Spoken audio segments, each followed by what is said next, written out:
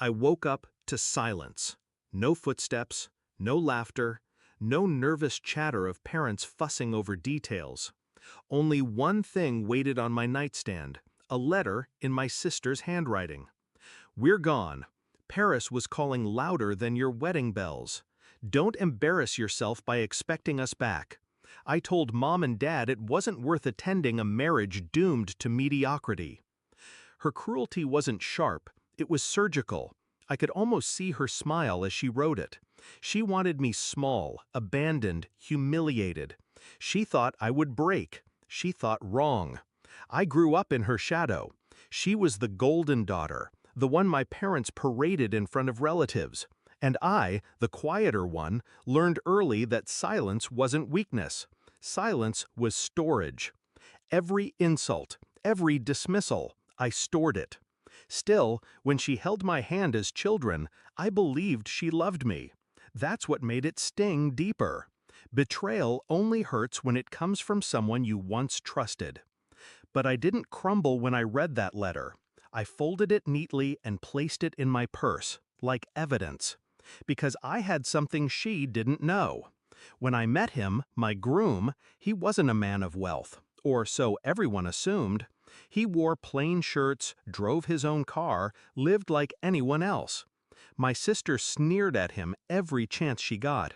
"He's average," she'd whisper to my mother. "She'll settle for less, as always." But she never looked closer.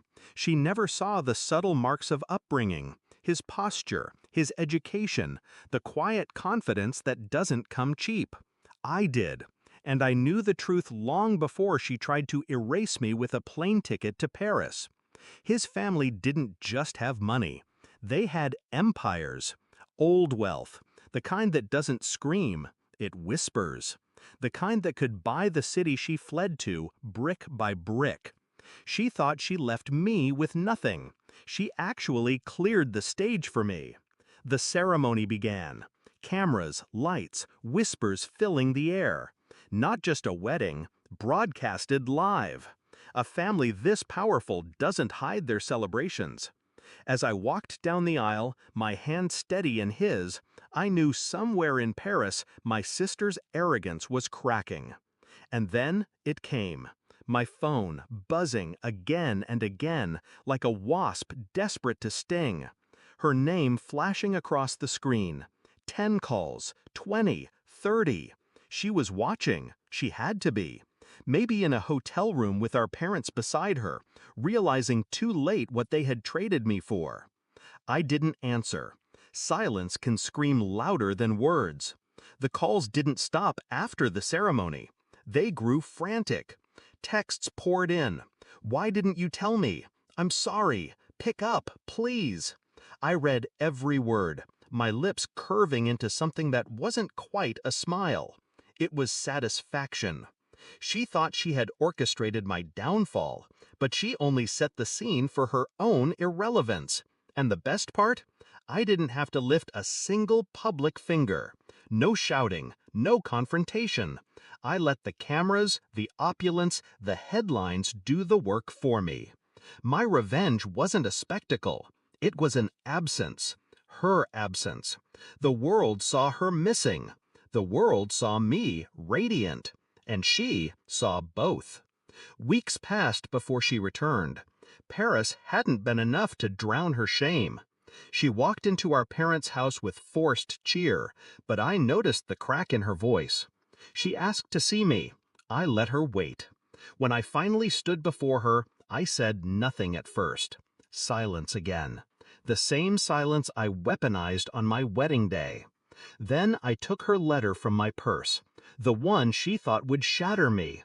I placed it on the table between us. Her face drained. "Do you remember writing this?"